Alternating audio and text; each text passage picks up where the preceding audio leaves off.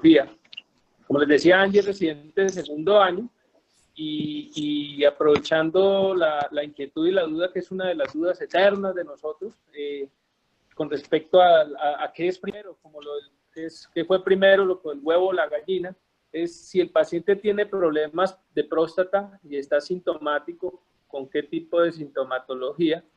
y adicionalmente tiene hernia inguinal, ¿qué se opera primero? ¿Cuál sería el paso a seguir? Hicimos una pequeña revisión, no están en modo norma, pero sí hicimos una pequeña revisión en donde revisamos como lo último de la literatura. Hay muchísima literatura de esto. Este es uno de los temas preferidos porque es uno de los temas del cirujano general. Vi las primeras publicaciones por allá en 1975, hasta una de las publicaciones a finales de los 80 fue el doctor Naihus, precisamente, en donde hablaba de la parte de corrección en el mismo tiempo operatorio, de corregir la hernia inguinal en el momento en el cual se hacía el procedimiento de la próstata. Todo esto ha ido dando un cambio muy interesante. ¿Por qué? Porque las técnicas mínimamente invasivas en cirugía de hernia e inclusive cirugía de próstata, pues han ido cambiando absolutamente todo lo del manejo, porque las prostatectomías abiertas todavía hay en los sitios en los cuales no se tiene la parte de la tecnología, pero las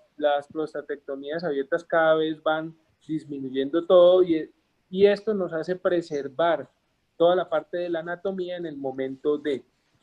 realizar la cirugía. Entonces, ¿qué es primero la hernia? Siempre teníamos de que cuando el paciente estaba muy sintomático, de la parte de los síntomas prostáticos mandábamos al urólogo, opérele la hernia, opérele, perdón, la próstata, porque si yo le opero la hernia, pues va a recurrir. ¿Y en qué va todo eso? Al mismo tiempo, realizar primero la hernia, luego la próstata. Al principio muy probablemente fue la próstata primero, luego la hernia y al final pues vamos a tener unas conclusiones con respecto a esto. Angie, bienvenida y puedes empezar. Gracias, profe. Buenos días. Buenos días a todos.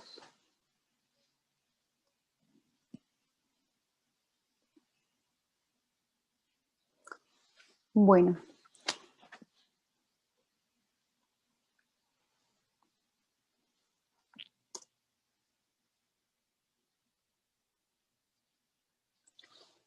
En el grupo de pacientes que los urólogos y los cirujanos, ¿me escuchan bien? ¿Aló? ¿Me escuchan? Sí, se escucha perfecto, escucha perfecto. Gracias, doctor. Bueno, ya el doctor dio una amplia introducción del tema. Me presento pues a los que no me conocían. Mi nombre es Angie López y pues entremos entonces en materia con el tema. Los urólogos y los cirujanos normalmente o muy frecuentemente tienen un grupo de pacientes que son los médicos tratantes de este grupo poblacional con unas características que los hacen vulnerables o los hacen unas personas que puedan tener ambas patologías a la vez, como lo es la hiperplasia prostática y la hernia inguinal. Esos factores de riesgo en común son el sexo, obviamente, hombres, en una edad entre la adultez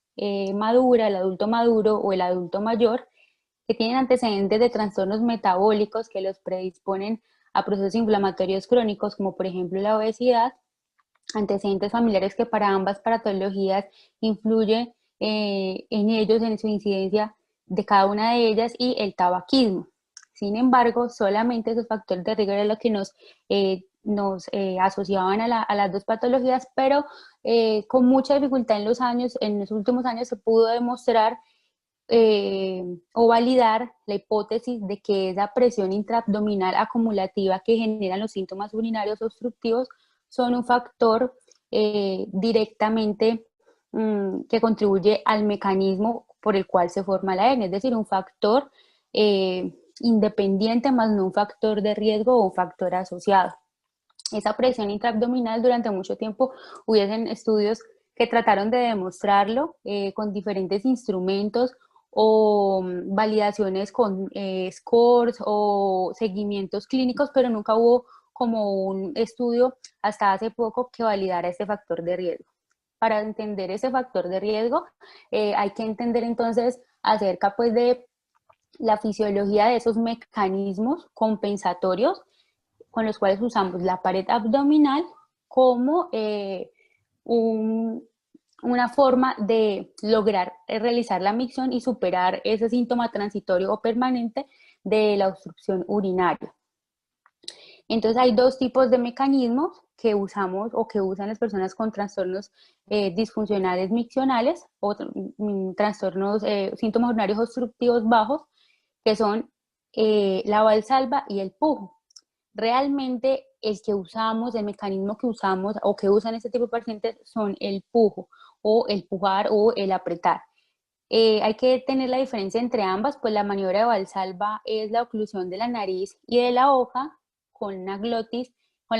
abierta, usando el piso pélvico y la pared anterior del abdomen para aumentar la presión y vencer la presión intratorácica y posteriormente llevar esa fuerza hacia la cavidad oronasal o orofaringea.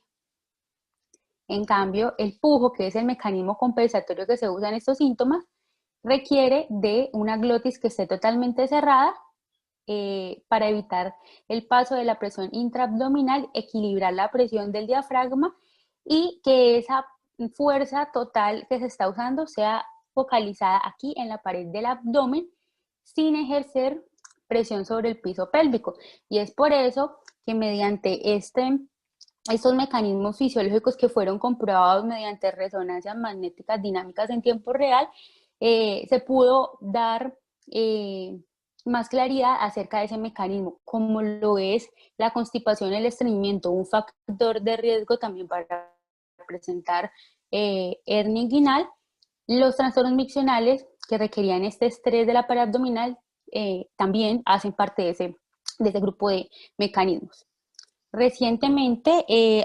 hay un artículo publicado, de pronto una de las grandes series que hay de estudios de cohortes de una población de Taiwán, una población grande, 44.620 pacientes, que se dividieron en dos cohortes de un grupo de pacientes que tenían antecedentes de síntomas urinarios obstructivos y o hiperplasia diagnosticada como el día 1 que ingresa a la consulta, y pacientes que no tenían ese diagnóstico y el desenlace que querían evaluar era el desarrollo de una hernia inguinal en ese grupo poblacional. El seguimiento, la distribución de esos pacientes fue equilibrada, fue una población para cada uno de las cohortes de 22.310 pacientes, que sus edades oscilaban entre más de 20 años hasta más de 60 años, con un grupo de comorbilidades equivalentes en cada uno de los grupos. Se hizo pues un seguimiento de estos pacientes durante 7.6 años, logrando evidenciar que los pacientes con síntomas urinarios obstructivos y o hiperplasia prostática pues tienen el tener estas características aumenta la incidencia de hernia inguinal en un 7.6 por 1.000 habitantes o por 1.000 personas en los pacientes con síntomas positivos, y solamente la incidencia de 3.3 por 1.000 habitantes. Y es estadísticamente significativa la presencia de esa hernia en el grupo poblacional positivo, con el grupo de los síntomas positivos. Las hernias se presentaron a los 4 años en los pacientes positivos o que tienen los síntomas positivos y a los 4.4 años de los pacientes que no tenían ese antecedente. Entonces, el tener un síntoma urinario obstructivo bajo, no todos los pacientes que tienen síntomas obstructivos bajos van a tener hiperplasia, y ya sabiendo o ya teniendo nosotros claridad del mecanismo que usa para compensar la micción y que sí está asociado a hernia inguinal, pues debemos saber de todos los pacientes que tienen un síndrome urinario obstructivo cuáles sí tienen hiperplasia, y ese es como el aporte que hacemos en la consulta urológica en el momento que nos derivan los pacientes con esa sospecha. Existen múltiples patologías que tienen los síntomas urinarios de almacenamiento o de vaciamiento. Entre los síntomas que que definen esas patologías. Y sus diagnósticos diferenciales están la hipocontractilidad del detrusor, estrecheces urales, simplemente una infección de vías urinarias bajas en el hombre como una prostatitis, antecedentes de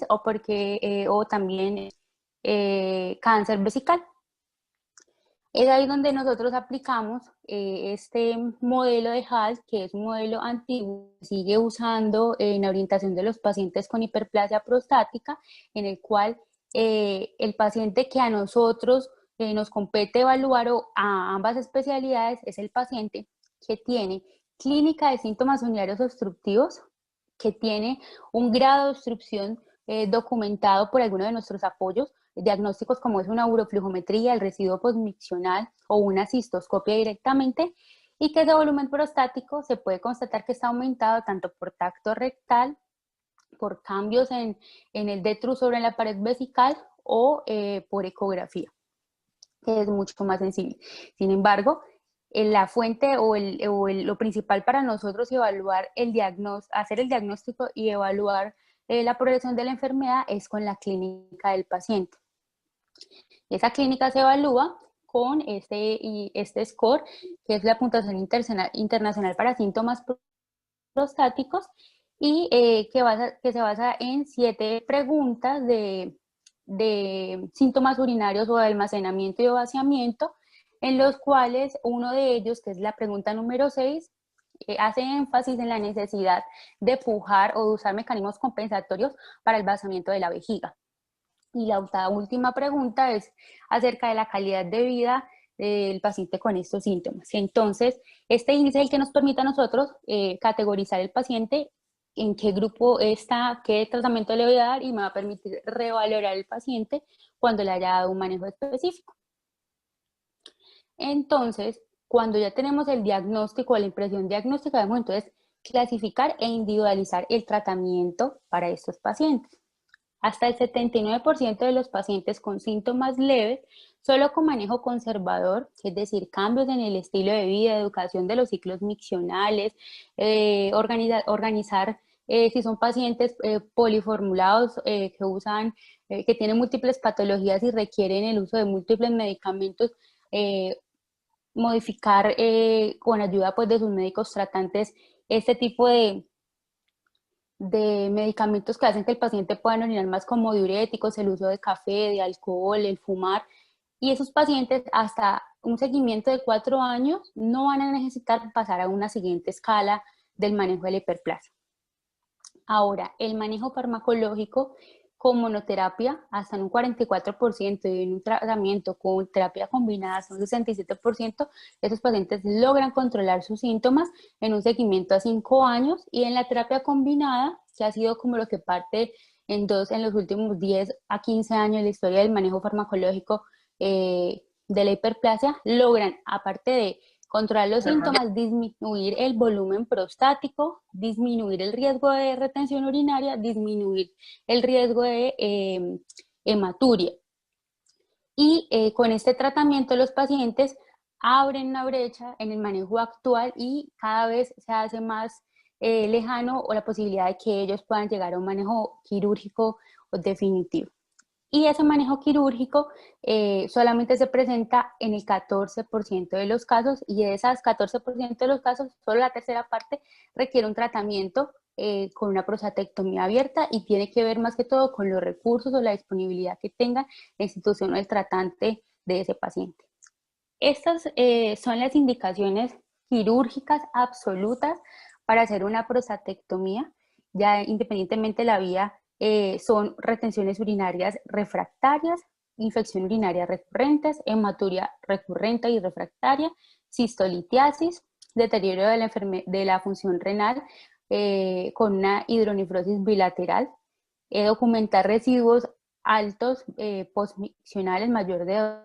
200, tener divertículos vesicales, y definitivamente el fracaso terapéutico farmacológico.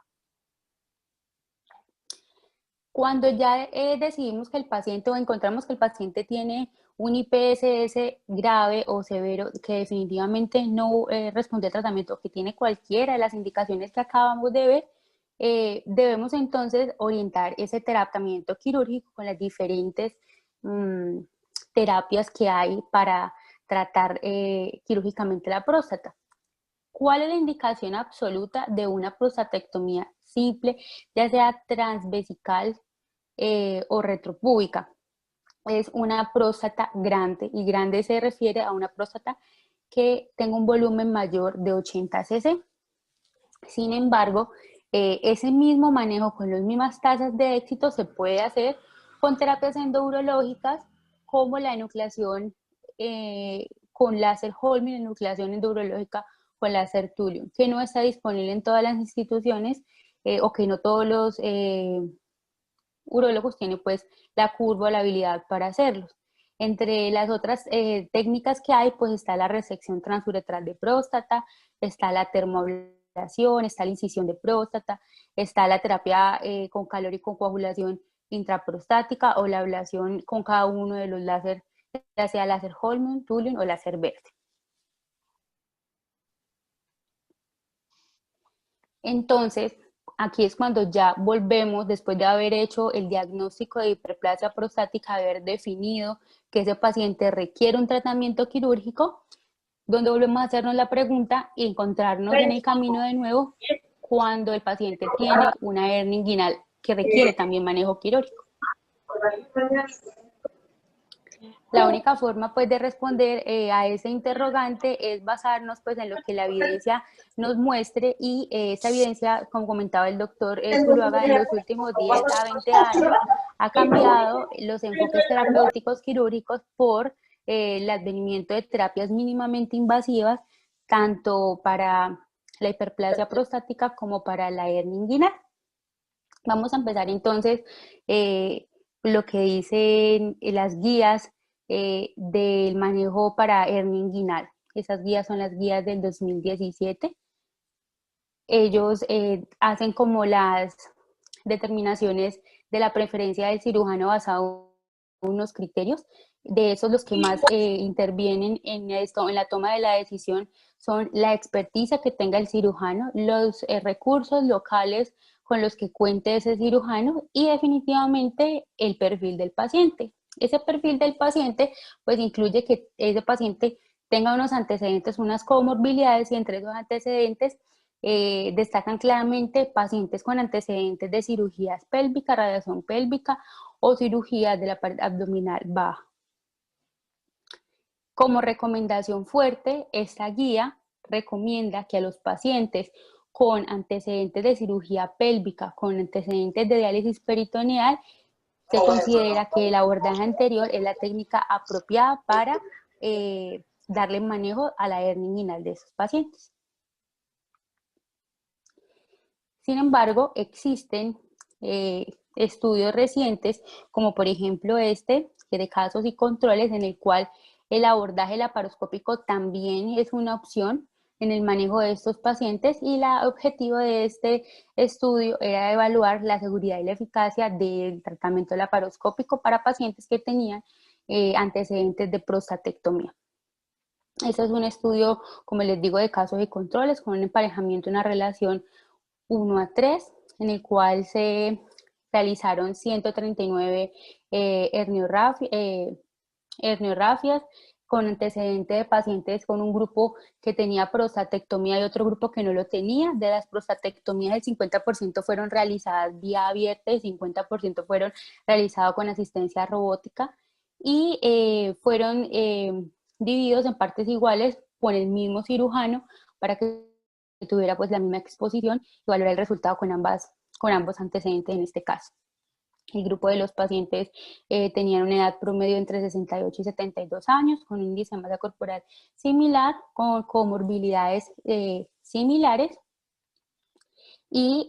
los detalles o los hallazgos intra y posoperatorios inmediatos fueron que con ambos antecedentes, con prostatectomía o sin prostatectomía, la laparoscopia para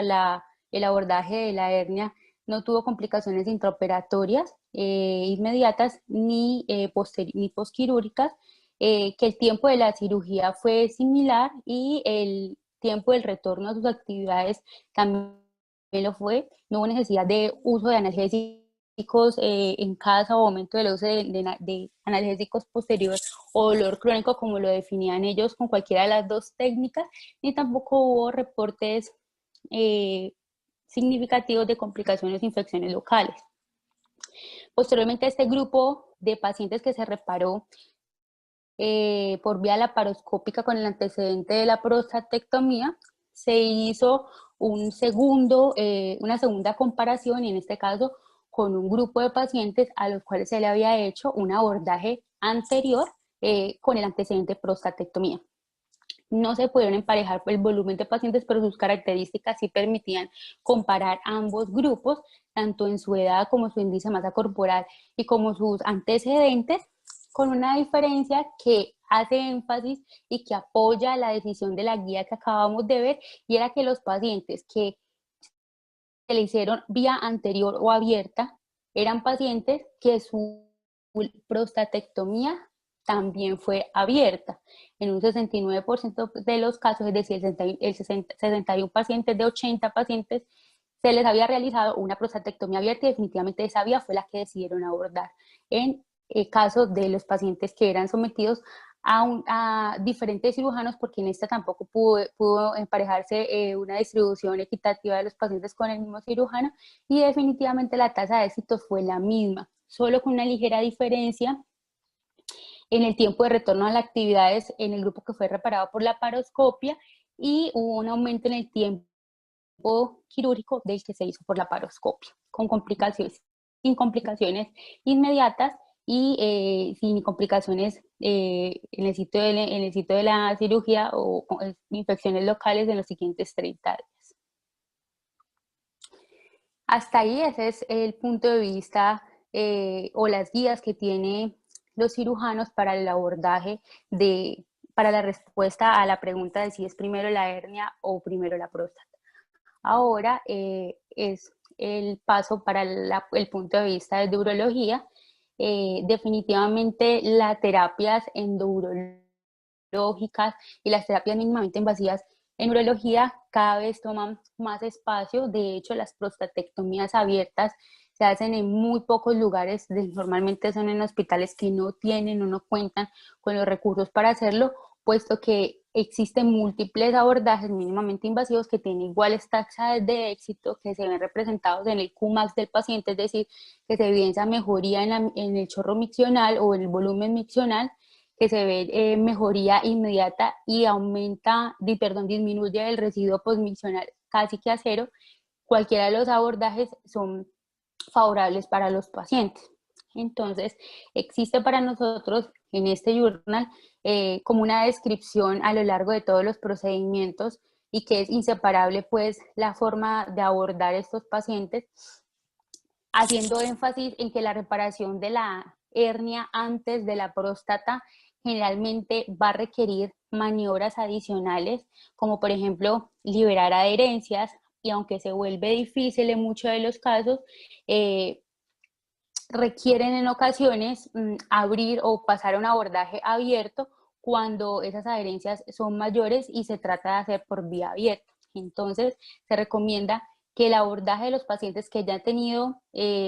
una herniorrafia previa sea por la laparoscopia. Hay algo en especial que hay que tener en cuenta, es que si el paciente tiene un antecedente de una herniorrafia y tiene ahora una sospecha de una patología maligna, en este caso de nosotros urológica, pero pues también puede ser ginecológica, el hecho de requerir una linfadenectomía para la estadificación de su enfermedad se va a ver limitada si el paciente fue abordado inicialmente con una herniorrafia abierta, y su estadificación va a requerir otros estudios adicionales, y se recomienda entonces que los pacientes que se le va a llevar a una herniorrafia abierta, se les explique el riesgo que si en algún momento van a requerir el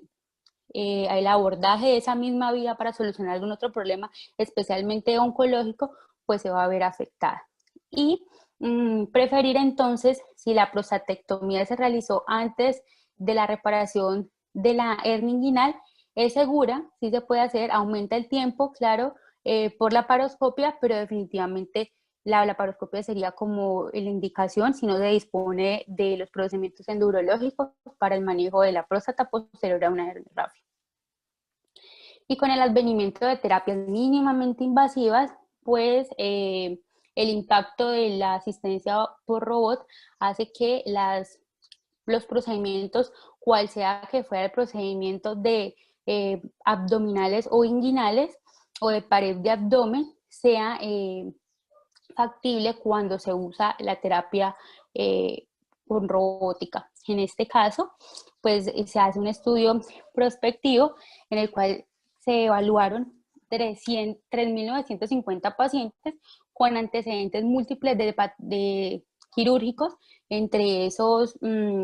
colectomías, apendicectomías, colecistectomías, pero un gran número de ellos fueron hernias, con el manejo de herniorrafia primaria o con hernioplastia, con uso de malla. Se logró el 100% de las cirugías sin que tuviese algún compromiso o una complicación intra o postoperatoria inmediata. Y se documentó entonces que los procedimientos de reparación de hernia eran los que más tenían adherencia y que eso se veía directamente relacionado con el tiempo quirúrgico que se requirió, pero todos los procedimientos se pudieron llevar a cabo sin ninguna necesidad de pasar a procedimientos abiertos. Entonces respalda aún más el beneficio de la cirugía de asistencia por robot en este tipo de pacientes. Aquí tenemos pues como un pequeño resumen de lo que acabamos de ver desde ambos puntos de vista. Empecemos pues por el punto de vista de los cirujanos, pacientes que tienen una hernia inguinal sintomática y que puede ser reparada, se debe hacer la pregunta si el antecedente tiene el paciente de una prostatectomía abierta, pues sería el que implicaría la pared, como vimos ahora. Si la respuesta es positiva, por recomendación de guía y por evidencia, pues se prefiere la herniorrafia por vía anterior, pero si la respuesta es negativa y el paciente no tiene ese antecedente, hay que tener en cuenta que en algún momento puede llegar a requerir algún procedimiento abierto, especialmente los que tienen compromiso oncológico, y definir de acuerdo al criterio y la habilidad del cirujano o su experticia si la herniorrafia laparoscópica pues sería como el procedimiento de elección, teniendo en cuenta lo documentado pues en los pacientes oncológicos. Ahora, desde el punto de vista urológico, un paciente con una hiperplasia prostática, con un índice de severidad mayor de 29 o hasta 35, que tiene antecedente de herniorrafia, pues nosotros tenemos múltiples abordajes donde si el paciente, ese antecedente es positivo, de lograr hacer la prostatectomía, obviamente en un mundo ideal o en un lugar donde el paciente cuente con todas las posibilidades quirúrgicas, pues tenemos el manejo endurológico, laparoscópico o la asistencia por robot. En caso tal de que el antecedente sea negativo, exactamente lo mismo, siempre prima tratar de hacer el procedimiento vía endurológico, pero si definitivamente el paciente no tiene, no hay la forma de la prostatectomía abierta, sería la última opción. Entonces, con lo anterior, y para darle la respuesta a la pregunta desde mi revisión, podemos concluir entonces que los pacientes con hiperplasia prostática y hernia inguinal requieren un manejo interdisciplinario, definitivamente individualizar el manejo del paciente, definir si realmente ese paciente con hiperplasia prostática requiere de entrar a un manejo quirúrgico y no darle chance de pronto a un manejo farmacológico y según sus antecedentes definir si definitivamente es algo quirúrgico, cuál es la vía de abordaje que se prefiere. No, lo que uno debe hacer es siempre darle prioridad al procedimiento que mejore la calidad de vida del paciente. Si el paciente está sintomático por una hernia inguinal y existe un gran riesgo de complicaciones, pues hay que darle prioridad a la hernia. Y si el paciente, los síntomas obstructivos y las consecuencias de una uropatía obstructiva por hiperplasia prostática son lo que predomina, pues darle prioridad a la prostatectomía. preferir entonces las herniorragias con abordaje anterior cuando tienen antecedente de prostatectomía abierta, y nosotros preferir la vía laparoscópica cuando el paciente tiene antecedente, laparoscópica o robótica cuando el paciente tiene antecedente de una herniorrafia. Y la terapia mínimamente invasivas pues son las alternativas que en este momento tienen la mejor evidencia, que disminuyen las complicaciones y facilitan los procedimientos a ambos grupos, y cuando se disponen pues se deberían de hacer uso de ellos.